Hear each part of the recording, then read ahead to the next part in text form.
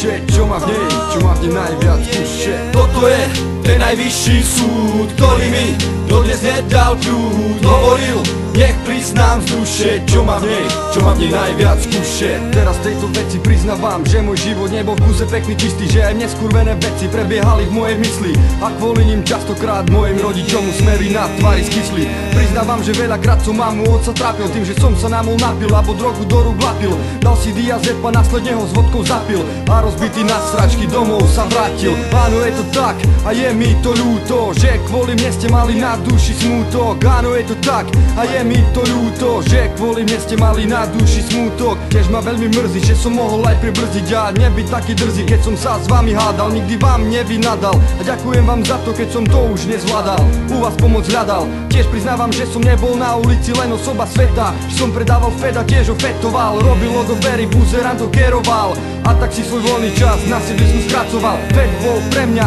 proste číslo 1, no začal som tým, keď som ešte nevedel, o čo sa vlastne more jedná. A keď som to zistil, tak už bolo neskoro. Hlavu mám teraz v iných galaktických priestoroch a tak sa každý deň trápim s dajakým skurveným vyjebaným stavom. Jebal som sa s bilým stravou, sám si za to môžem a dostal som to právom.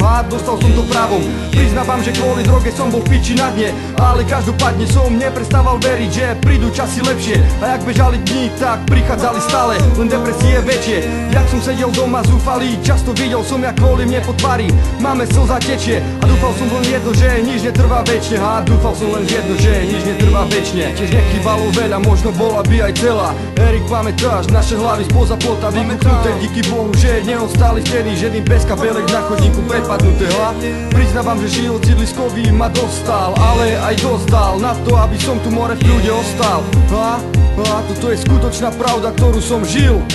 Toto je ten najvyšší súd, ktorý mi dodnes nedal kľud. Hovoril, nech priznám z duše, čo má v nej najviac duše. Toto je ten najvyšší súd, ktorý mi dodnes nedal kľud. Hovoril, nech priznám z duše, čo má v nej najviac duše. Najvyšší súd, najvyšší súd, najvyšší súd, je